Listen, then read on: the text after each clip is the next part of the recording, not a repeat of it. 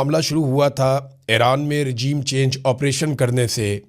वो मामला ऐसा लगता है कि ईरान में तो हुकूमत नहीं गिरी, ना हुकूमत तब्दील की जा सकी, सिर्फ आयतुल्लाह अली खामनाई को शहीद किया गया और उसके बाद उन्हीं की तरह का उनका बेटा आ गया। पहले डोनाल्ड ट्रंप ने कहा कि मुझे काबिल कबूल नहीं है, अब डोनाल्ड ट्रंप उनसे मुज़ाकरात की बात भी करता है। लेकिन मामला ये है कि जहाँ पे हुकूमत ईरान की गिराई जानी थी, जो दो हुकूमतें ये काम करने के लिए चली थीं, एक अमेरिका और एक इसराइल, वो दोनों ख़तरे में पड़ गई। अमेरिका के अंदर डोनाल्ड ट्रंप के साथ क्या हो रहा है और इसराइल में नेतन्याहू के साथ क्या हो रहा है, ये एक बड़ी अजीबोगरीब सिचुएशन है कि इन दोनों मुल्कों ने ईरान में रजीम तब्दील करना था, लेकिन इनके अपने रजीम ख़तरे में आ गए हैं। सबसे पहले तो आप ये देखें कि डोनाल्ड ट्रंप के साथ क्या हुआ। रिपब्लिकन पार्टी के अंदर, जो डोनाल्ड ट्रंप की अपनी पार्टी है, और अमेरिका के मीडिया के अंदर डोनाल्ड ट्रंप की शदीद मुखालफत पैदा हो चुकी है और किसी सूरत भी डोनाल्ड ट्रंप अब इस पोजीशन में नहीं है कि मिड टर्म इलेक्शन जीत सके। और डोनाल्ड ट्रंप के ऊपर लगातार एक तलवार लटक रही है कि डोनाल्ड ट्रंप का मुहासबा किया जा सकता है। यानी डोनाल्ड ट्रंप ने ये खुद भी कहा कि मेरी इम्पीचमेंट हो सकती है, और इसकी वजह सिर्फ ये जंग नहीं है, एप्स्टीन फाइल और उसके बाद बनने वाली सिचुएशन, और फिर पूरे अमेरिका को एक ऐसी जंग में धकेल देना जिससे ना सिर्फ अमेरिका को शर्मिंदगी हुई बल्कि अरबों डॉलर का नुकसान भी हो गया, और अमेरिका के अरब ममालिक के साथ ताल्लुकात और खलीजी ममालिक में अमेरिका की जड़ें वो उखड़ गई हैं, बहुत कमज़ोर हो गई हैं। ये सब कुछ डोनाल्ड ट्रंप के खाते पड़ेगा।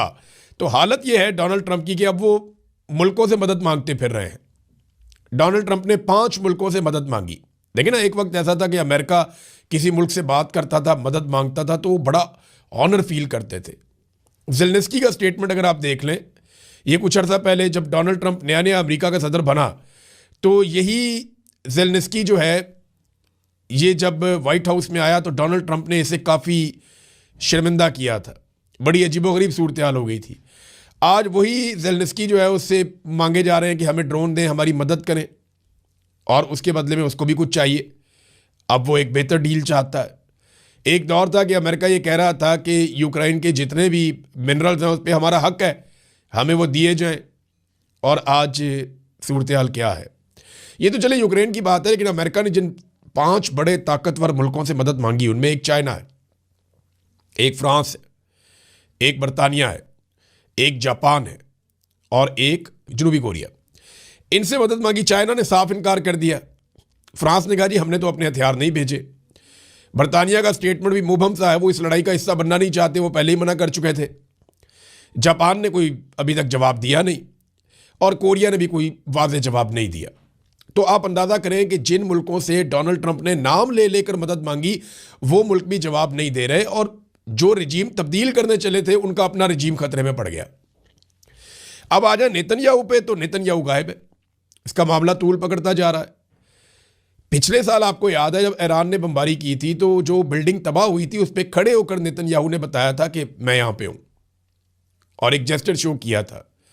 वो नेतन्याहू अब किधर है, कोई समझ नहीं आ रही। दुनिया भर के अंदर ये सवाल पूछा जा रहा है कि नेतन्याहू मारा गया, नेतन्याहू जख्मी हो गया, किधर गया।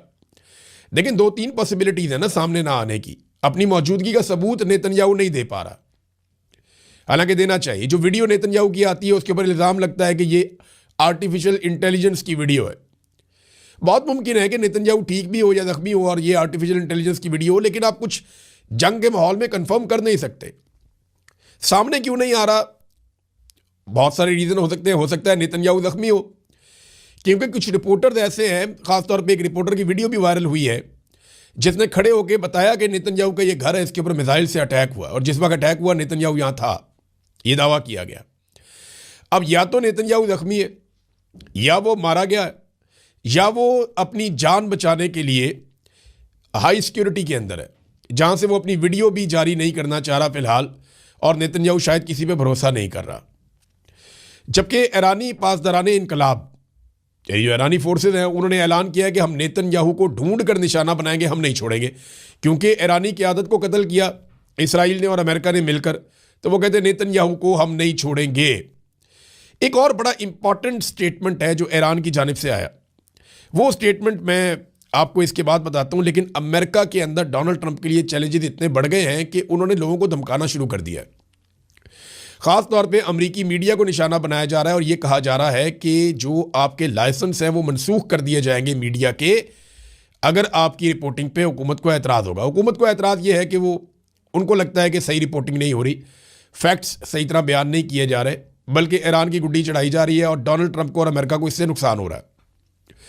इसी तरह पाकिस्तान के अंदर भी पाकिस्तान की मिलिट्री एस्टेब्लिशमेंट पाकिस्तान की मीडिया को दबाती है, हर वक्त दबाती है, कभी हुब्बुल वतनी के नाम के ऊपर, कभी गद्दारियों के सर्टिफिकेट बांट के, कभी मुकदमात करके, कभी करप्शन के नाम पे, कभी लाइसेंस के नाम पे, कभी किसी और मामले में ब्लैकमेल करके। तो मीडिया को पाकिस्तान की मिलिट्री एस्टेब्लिशमेंट दबाती है। ऐसे ही वहाँ पे अमेरिका में ये सिलसिला अब शुरू हुआ।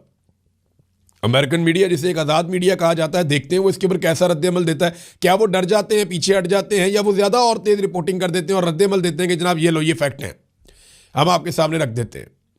अमेरिकन मीडिया ने जो फैक्ट्स अब तक बताए हैं उनके मुताबिक अमेरिका ये जंग जीत नहीं रहा और ये सौदा अमेरिका में नहीं बिक रहा कि ये अमेरिका की जंग थी। ज़्यादातर लोग ये कहते हैं कि ये जंग अमेरिका की नहीं, बल्कि अमेरिका इस जंग में इसराइल की वजह से उतरा है। और डोनाल्ड ट्रंप के उतरने की वजह ये बताई जाती है कि डोनाल्ड ट्रंप को एप्स्टीन फाइल का खतरा था और इस खतरे ने डोनाल्ड ट्रंप को जंग में उतरने पर मजबूर किया। अब जो अमेरिकी सहाफ़ी हैं टक्कर कार्लसन, उनका एक स्टेटमेंट आया ऐसे में, उन्होंने कहा कि अमेरिकी हुकूमत मुमकिना तौर पर CIA के मुजरिमाना रेफरल के ज़रिए उन्हें गिरफ्तार करने की तैयारी कर रही है। रिपोर्ट्स के मुताबिक दावा किया गया है कि जो टक्कर कार्लसन है उसने जंग शुरू होने से पहले ईरानी रहनुमाओं के साथ कई मुलाकातें और राब्ते किए थे और जनाब ये कानून की खिलाफ वर्जी है।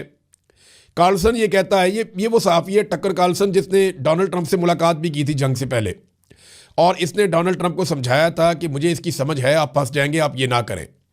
डोनाल्ड ट्रंप ने इसकी बात नहीं मानी और अब जब ये उसकी मुखालफत करता है, टीवी पर बैठ के फैक्ट्स सामने लेकर आता है, इसको सुना जाता है बहुत ज़्यादा अमेरिका में, तो डोनाल्ड ट्रंप की शोहरत को नुकसान पहुंच रहा है। अब ये शख्स कहता है कि हुकूमत ने उन पर जासूसी की है, उनके पैगामात खुफिया तरीके से पढ़े हैं और अब उन्हें जिस तरह जुलियन असांज का केस था या जैसे एडवर्ड स्नोडन का केस था उस तरह से कैद करने की कोशिश की जा रही है। ये दावा किया है टक्कर कार्लसन ने। तो अमरीकी इतने परेशान है, अमरीकी हुकूमत, और हत्ता के रिपब्लिकन पार्टी के अंदर से मुखालफत शुरू हो गई है कि ये तो इसराइल की जंग थी, आपने अमेरिका को इस जंग के अंदर क्यों धकेल दिया और अमेरिका को इसका नुकसान हो रहा है। सबसे बड़ा नुकसान तो अमेरिका की जो चौधराहट है वो खतरे में पड़ गई है। अब एक तरफ मीडिया को धमकियां, एक तरफ इंटरनल प्रॉब्लम, तो ईरान का रजीम चेंज करते करते अपना रजीम फंसवा लिया। और ट्रंप की जहनी हालत कुछ इस तरह है कि ये एक ट्वीट ट्रंप का अगर आप पढ़े ना तो आपको उससे आइडिया हो जाएगा। यानी ये BBC ने इसको रिपोर्ट किया, आपको यहाँ से ट्रंप की इस वक्त जहनी हालत का अंदाज़ा हो जाएगा। उन्होंने कहा कि ईरान डील करना चाहता है लेकिन वो तैयार नहीं है। ट्रंप ने अहम ईरानी जजीरे खार्क को मुकम्मल तौर पर तबाह करने का दावा करते हुए कहा कि मज़ा लेने के लिए शायद हम उसे चंद बार और निशाना बनाएं, मज़ा लेने के लिए। यानी डोनाल्ड ट्रंप ये बता रहे हैं, सेनी कैफियत का आप अंदाज़ा करें कि वो बमबारी मज़ा लेने के लिए भी करते हैं। ये एक ऐसी कैफियत में डोनाल्ड ट्रंप आ गया जहाँ पे कॉन्फिडेंस नहीं रहा। अब वो लोगों को कॉन्फिडेंस देने के लिए कि हम बहुत ताकतवर हैं, हम बहुत बहादुर हैं, ये देखें हम तो शुगर लगाने के लिए भी बम मार सकते हैं। जो आदमी मज़ा लेने के लिए बमबारी की बात कर रहा है ना, किसी और टारगेट के अलावा, यानी थोड़े दिन पहले उन्होंने कहा जी बड़ा फन होता है, बड़ा मज़ा आता है जब हम जहाज़ों को डबो देते हैं, उनके बंदों समेत समंदर की गहराइयों में गर्क कर देते हैं, बड़ा मज़ा आता है, डोनाल्ड ट्रंप ने कहा था। फिर डोनाल्ड ट्रंप ने अब कहा कि जजीरे के ऊपर दोबारा अटैक करेंगे मज़ा लेने के लिए। तो फिडे मुंह उन लोगों के ऊपर जिन्होंने ऐसे शख्स को अमन के नोबेल इनाम के लिए नामजद किया। मेरी तरफ से तो फील्ड मार्शल आसिम मुनीर और शहबाज शरीफ शाबाश के मुस्तहिक हैं कि उन्होंने एक ऐसे शख्स को अमन के नोबेल इनाम के लिए नामजद किया और उसे खड़े होकर बार बार सल्यूट मारे, उसकी तारीफ़ें की, उसके जूते पॉलिश किए। जो शख्स ये कहता है कि वो मज़ा लेने के लिए बमबारी करता है। अब अंदाज़ा कर लें कि कैसी ज़हनियत है डोनाल्ड ट्रंप की इस वक्त और कैसी ज़हनियत है उन लोगों की जो उसको अमन के नोबेल इनाम के लिए नामजद कर रहे हैं। अली लारंजानी ने एक बहुत इम्पॉर्टेंट बात की है और इसको जनाब फेंका नहीं जा सकता, इसके ऊपर सबको गौर करना पड़ेगा, क्योंकि ये मैंने आपको 2 दिन पहले भी एक वीलॉग में बताया था कि कुछ ऐसी इतलात आ रही हैं। अली लारंजानी ये कहते हैं कि मैंने सुना है कि एप्स्टीन की टीम के बाकी मानदा अरकान ने 9/11 जैसा एक और वाकया रूनुमा करने और उसका इल्ज़ाम ईरान पर लगाने की साजिश तैयार कर ली है। मैंने आपसे कहा था ना कि कोई ना कोई वाकया या तो ईरान की सराउंडिंग में होगा, या अमेरिका के साथ कोई बड़ा वाकया होगा, या खलीज के अंदर कोई ऐसी कार्रवाई डाली जाएगी जिसके बाद ईरान के ऊपर इल्ज़ाम लगाकर बड़े हमले किए जा सकते हैं। अब ये ईरान के अंदर से डॉक्टर अली लारंजानी यही बात कर रहे हैं और ये बता रहे हैं कि ईरान पर इल्ज़ाम लगाने की साजिश तैयार की गई है। ईरान बुनियादी तौर पर इस तरह के दहशतगर्दाना प्रोग्रामों का मुखालिफ है, यानी ऐसा कुछ भी हुआ तो ईरान उसकी मुखालफत करता है। ईरान दहशतगर्द मुल्क नहीं है। वैसे भी ईरान ने अभी तक जो अटैक किए हैं अमेरिका के मालियाती और फौजी अड्डों पे किए हैं। मालियाती अड्डों पे इसलिए कि ईरान के अंदर बहुत सारे मालियाती इदारे तबाह किए गए, तो उन्होंने कहा जी हम भी करेंगे फिर। लेकिन अटैक उन्होंने अमेरिकन एसेट्स के ऊपर किए हैं, अरबों पे नहीं किए, और सिविलियन को निशाना ईरान ने अभी तक नहीं बनाया। इसकी गवाही अमेरिका के अंदर से भी आई है। अब वो ये कहते हैं कि हमारी लड़ाई जो है वो अमरीकी अवाम के साथ कोई हमारी जंग नहीं है, ना उनसे हमारी मुखालफत है। ये तो जिन्होंने जंग मुसल्लत की है हम उनसे लड़ रहे हैं। तो ये उन्होंने कहा कि एक फॉल्स फ्लैग ऑपरेशन हो सकता है, 9/11 टाइप का कोई वाकया जिसकी प्लानिंग की गई है। अब पता नहीं ये वाकया कब होता है, कहाँ किया जाता है, लेकिन ईरान ने वक्त से पहले इसको आगाह किया है। तो मेरे ख्याल में सबको इस पे ज़हनी तौर पे तैयार रहना चाहिए। ईरान ने सऊदी अरब पे होने वाले जो ड्रोन हमले हैं और जो मिसाइल हमले हैं उनसे अपने आप को अलग कर लिया। उन्होंने कहा ऐलान ला ताल्लुक की हमने किए ही नहीं, हमने सिर्फ फौजी अड्डों को निशाना बनाया। सऊदी अरब के अंदर जो दीगर तनसीबात को निशाना बनाया गया है, चाहे वो ड्रोन आए हैं चाहे वो मिसाइल आए हैं, उनका ईरान के साथ कोई ताल्लुक नहीं है, ये उन्होंने दावा किया। और ये भी कहा कि सऊदी अरब इसकी एक तहकीकात करवा ले, इसकी एक इंक्वायरी करवा ले कि ये ड्रोन्स और मिसाइल कहाँ से आए हैं। इसका इल्ज़ाम ईरान जो है वो इसराइल और अमेरिका पे लगाता है। वो ईरानी फ़ौज के तर्जुमान ने भी ये कहा और ईरान के वज़ीर ख़ारजा ने भी यही बात की। वो यही बात करते हैं और बार बार ये बात करते हैं कि ये हम नहीं कर रहे। अमरीकियों ने हमारे ड्रोन जैसा एक ड्रोन तैयार किया है, इसके ज़रिए अरब ममालिक में कुछ मकामात को निशाना बना रहे हैं, ये भी ईरानी वज़ीर ख़ारजा ने कहा है।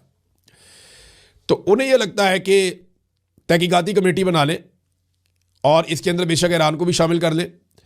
ईरानी वज़ीर ख़ारजा ने कहा कि मुमकिन है कि अरब ममालिक में शहरी अहदाफ पर होने वाले हमलों के पीछे इसराइल हो। ईरान ने खलीजी ममालिक में किसी भी शहरी या रिहायशी इलाके को निशाना नहीं बनाया। अमरीकी साख्ता ड्रोन लोकस भी खित्ते में अहदाफ पर हमलों में मुलव्वस हो सकता है।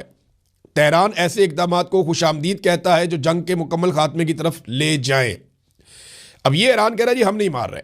अच्छा, जो स्टेटमेंट सऊदी अरब की जानिब से आ रहे हैं, देखें मोहम्मद बिन सलमान फ़िलहाल खामोश हैं, लेकिन जो उनके बहुत करीबी लोग हैं वो जब बात करते हैं तो वो मोहम्मद बिन सलमान की बात होती है। वहाँ सऊदी अरब में ऐसा नहीं होता कि MBS कुछ और सोच रहे हैं और बाकी सारे लोग कुछ और कह रहे हैं।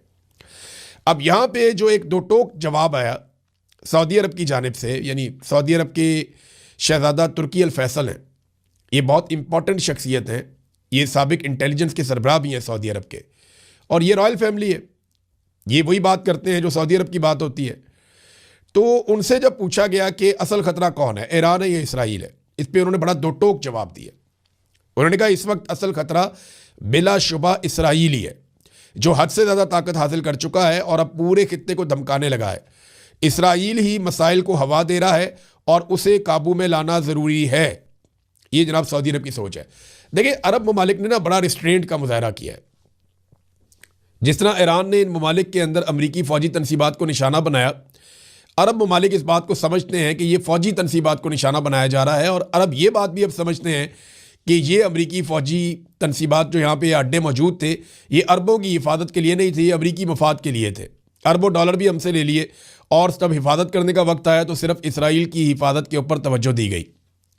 ये बात अब अरब समझते हैं और ये बात वो बरमला कर भी रहे हैं। उनके तजियाकार ये बात कर रहे हैं, उनका मीडिया ये बात कर रहा है, और अरब हुकूमतें उनको ये बात करने से रोक भी नहीं रही। वहाँ पर डेमोक्रेसी नहीं है कि आप कोई भी बात करें। वहाँ जो बात होती है वो एक पॉलिसी के तहत होती है, और वो सब लोग ऐसी ही बात कर रहे हैं। नाज़रीन, एक बार बार बात की जाती है कि भारतीय टैंकर्स को ईरान ने गुजरने दिया और भारत के साथ ईरान के बड़े अच्छे ताल्लुकात हैं। भारत पाकिस्तान का, पाकिस्तान में कई लोग ये गेम उठाते हैं। देखिए, पाकिस्तान में चंद किस्म के लोग हैं जो ईरान की मुखालफत बिला वजह ही कर रहे हैं। एक तो वो लोग हैं जो मौजूदा मिलिट्री रजीम के बेनिफिशरी हैं, मौजूदा जो मिलिट्री रिजीम है ना, वो ये समझता है कि उनका इक़्तिदार तब तक बाकी रह सकता है जब तक वो ट्रंप को खुश रखेंगे। तो ट्रंप को खुश रखने के लिए ईरान को खुश ना रखना ज़रूरी है, ईरान की मुखालफत करना ज़रूरी है। तो उनके जितने भी बाल बच्चे हैं ना, या बच्चे जमूरे हैं, वो सारे के सारे ईरान के खिलाफ बिला वजह हुए हैं। दूसरा, एक शिया सुन्नी का भी एक प्रॉब्लम है पाकिस्तान के अंदर, उस बुनियाद पे भी कई लोग बिला वजह ईरान के खिलाफ हैं और एक बुग्स के अंदर जो है वो आपस में डले हुए हैं। ये अफसोसनाक है, लेकिन ये हकीकत है, इससे हम भाग नहीं सकते। तो अब यहाँ पे एक अधूरी खबर दी गई जनाब के 2 भारतीय टैंकर्स को गुजरने की इजाज़त दी ईरान ने। नहीं, वो एक सौदेबाजी हुई है। असल खबर ये है, जो फैक्ट चेक कर लेते हैं उसमें वो ये है कि ईरान ने आबनाए हुर्मत से सिर्फ 2 भारतीय टैंकर्स को गुजरने की इजाज़त दी है और इस शर्त पे दी है कि भारत इसके बदले में उन 3 ईरानी टैंकर्स को ईरान वापस भिजवाएगा जिन्हें भारत ने 10 फरवरी को अमरीकी ईमा के ऊपर जब्त कर लिया था। भारत ने पकड़ लिए थे 3 टैंकर ईरान के, अमेरिका के कहने पे। अब यहाँ से ईरान 2 टैंकर छोड़ा भारत के और वो 3 टैंकर वापस आएंगे। ये सौदेबाजी है। अधूरी खबर देकर ये कोशिश की जा रही है कि जैसे भारत और ईरान मिल गए और पाकिस्तान पे पता नहीं हमला करने वाले हैं। ऐसा नहीं है। ना ही ईरान पाकिस्तान पे हमला करने वाला है, ना ही वो अरब ममालिक पे हमला कर रहा है। वो ये कहते हैं कि ये हमले कोई और कर रहा है, हम सिर्फ फौजी अहदाफ को निशाना बना रहे हैं। नाज़रीन, ईरान ने बहुत सारे हथियार ऐसे हैं जिनको चलाया ही नहीं था। ये बात पहले ऐसा लगता था कि ईरान ने अभी तक क्यों नहीं चलाया, शायद ये बढ़ा चढ़ा के बता रहे हैं, लेकिन अब ये चीज़ें साबित हो रही हैं। पहली मरतबा ईरान ने सजील मिसाइल फायर किया है। बड़ा एक्यूरेट बैलिस्टिक मिसाइल है और 2000 किलोमीटर तक जाके ये मार करता है। तो ये पहली मरतबा सजील मिसाइल उन्होंने चलाया और इसकी वीडियो भी जारी की। उन्होंने दिखाया ये हमारा बड़ा कामयाब मिसाइल है और ये जाके हिट करेगा। नाज़रीन, अब पाकिस्तान के अंदर से चंद छोटी छोटी खबरें मैं आप तक पहुंचा देता हूं। सबसे पहले तो ख्वाजा साद रफ़ीक हुकूमत की जानिब से पहली शख्सियत हैं जिन्होंने खुलकर सही बात की है। इससे पहले हुकूमत जो है वो ये बात करने से डरती है। मैंने आपको बताया ना कि मिलिट्री एस्टेब्लिशमेंट का रजीम है। ये लोग तो ना 3 में ना 13 में, तो वो वही करते हैं जो आसिम मुनीर साहब चाहते हैं। लेकिन ख्वाजा साद रफ़ीक जो है उनका स्टेटमेंट इंटरेस्टिंग है। उन्होंने कहा जी, खलीजी ममालिक में कायम अमरीकी फ़ौजी अड्डे खित्ते में बेचैनी और अदम इस्तेहकाम की बुनियाद है। उनका वाहिद मकसद अमरीकी इस्तेमार और सहूनियत का तहफ़्फ़ुज़ है। दौलतमंद अरब ममालिक से उनकी सिक्योरिटी के नाम पर दौलत इकट्ठी की जाती है, फिर उसे अमरीकी मफादात के लिए इस्तेमाल किया जाता है। अरब दुनिया समेत दीगर मुस्लिम ममालिक में फैले हुए बिगाड़ और अफरा तफरी की जड़ें इन अमरीकी फ़ौजी अड्डों से जुड़ी हैं। खलीजी ममालिक से इन फौजी अड्डों का खात्मा ही खित्ते में इस्तेहकाम और पायदार अमन की ज़मानत है। ये ख्वाजा साद रफ़ीक ने स्टेटमेंट दिया है। PMLN से, हुकूमत से इनका ताल्लुक है। तो चलो कम से कम एक आदमी तो बोला ना, एक आदमी तो वो बात की जो बाकी पाकिस्तानी भी कर रहे हैं। नाज़रीन, पंजाब के अंदर सूरत हाल पता क्या है? एक तो इनके जहाज़ का रोला पड़ा हुआ, कर दिया हम केस करेंगे, हम ये करेंगे, वो करेंगे। देखें, अयाशी वाला जहाज़ है, 11 अरब रुपए का इन्होंने ले लिया है। अब वो कभी वैलेंटाइन, कभी हनीमून, पता नहीं कौन कौन सी खबरें इसके बारे में छपती रहती हैं बिला वजह ही। अब पता नहीं ये खबरें ठीक हैं या गलत हैं, लेकिन जहाज़ कंट्रोवर्शियल हो गया पहले दिन से, बेड़े ही गर्क हो गया। और ये कंट्रोवर्शियल इन्होंने खुद किया है। पंजाब के 20,000 उस्ताद 3 महीनों से तनख्वाहों से महरूम है, उन्हें तनख्वाहें नहीं मिल रही। ये मारियम इमन साहिबा ने खबर दी है। और महकमा हेल्थ के मुलाजमीन भी तनख्वाहें नहीं मिल पा रही उन्हें भी, वो भी बेचारे तनख्वाहों के लिए तरस रहे हैं। मरियम नवाज हेल्थ क्लिनिक इन्होंने बनाए थे, वहाँ पे भी हज़ारों मुलाजमीन तनख्वाहों से महरूम है। सुथरा पंजाब वाले जो हैं मुलाजमीन, वो बेचारे शिकायतें कर रहे हैं और ऐसी ही शिकायतें उनकी भी हैं। मगर इनको अयाशी के लिए 11 अरब रुपए का जहाज़ चाहिए। यहाँ जो स्कूल हैं वो उन पे कर्जे चढ़ रहे हैं। पंजाब के जो सरकारी स्कूल हैं वो मकरूज हो रहे हैं, लेकिन इनको फिक्र ही नहीं है। बिजली के बिल वो अदा नहीं कर पा रहे। अफ्तारियों का इन्होंने ऐलान किया था, इतने फोटो लगाए मरियम नवाज के, लेकिन अफ्तारी नहीं करवा सके। 1 हफ्ता पहले ही इन्होंने प्रोजेक्ट ही बंद कर दिया। वो लोग खाना खाने के लिए पहुंचे, वहां अफ्तारी पे खाना ही नहीं था। ये सारी वीडियो सोशल मीडिया पे वायरल है। गरीब लोग पहुंचे खाना खाने के लिए, हफ्ता पहले ही इन्होंने उठा दिया सारा कुछ। ये बजट ही नहीं है। जिनके पास पैसा नहीं है, जो स्कूल नहीं चला सकते, जो हेल्थ नहीं चला सकते, जो अफ्तारी नहीं खिला सकते, जो कोई सब्सिडी नहीं दे सकते, वो लोग 11 अरब रुपए का जहाज जरूर ले सकते हैं अयाशी के लिए। अब जहाज चला गया वियना, ये बता ही नहीं रहे। अब कहते हैं केस करेंगे लोगों के ऊपर। तो वो सहाफ़ी है ना अमेरिका में, वकास साहब, उन पे जाके आप कर दें केस। आप वहां जाएंगे, आपको साबित करना पड़ेगा कि जो बात उन्होंने की है वो गलत है, तो वहां जाके कर देना केस। पाकिस्तान में तो बड़ा आसान है, जिसको दिल करता है आप एक फ़ोन करते हैं, केस हो जाता है फौरी तौर पे। केस तो होना चाहिए था इंफॉर्मेशन मिनिस्टर के ऊपर। देखें, जहाज आपने खामोशी से खरीदा पहले तो। दूसरा, जहाज की खरीदारी में शफाफियत, इस पे सवालिया निशान है। तीसरा, ये कहा कि ये एयर पंजाब का जहाज है। इतना बड़ा झूठ बोला इंफॉर्मेशन मिनिस्टर ने। चौथा जी, तकनीकी काम के लिए नया जहाज आपने खरीदा है, चले नया नहीं है तो अभी आपने जहाज खरीदा है, 1 महीने के बाद ही उसको आपने भिजवा दिया वियना में कि जनाब ये जा रहा है तकनीकी मसाइल ठीक करने के लिए। कौन से सीटों के कवर चेंज हो रहे हैं, कौन से अंदर डिज़ाइन चेंज हो रहे हैं, अय्याशी के कौन से नए सामान जहाज के अंदर लग रहे हैं, ये बताया जाए ना कौम को कि कितनी अय्याशी करें आप कौम के पैसों पे। हालत ये कर दी है कि पाकिस्तान की टेक्सटाइल की बरामदात मजीद 7.2% कम हो गई हैं, गिर गई हैं। चावल की बरामदात 35% गिर गई हैं। पाकिस्तान में कमाई का जरिया सिर्फ और सिर्फ महंगा पेट्रोल, महंगी बिजली, महंगी गैस और ओवरसीज पाकिस्तानी जो पैसा अपने घर वालों को बेचते हैं रेमिटेंसेस की सूरत में, वही रह गया है। और धड़ाधड़ कर्जे लेते जा रहे हैं और इसके जरिए से ये मईशत चलाने की कोशिश कर रहे हैं। बेड़ा गर्क कर दिया इन्होंने पाकिस्तान की और पंजाब की मईशत का। और इनको अय्याशियों के लिए चाहिए जहाज, लग्जरी गाड़ियां, गैर मुल्की दौरे, 5 स्टार 7 स्टार होटलों में इनको क़याम चाहिए अपनी पूरी पूरी फैमिलियों के साथ।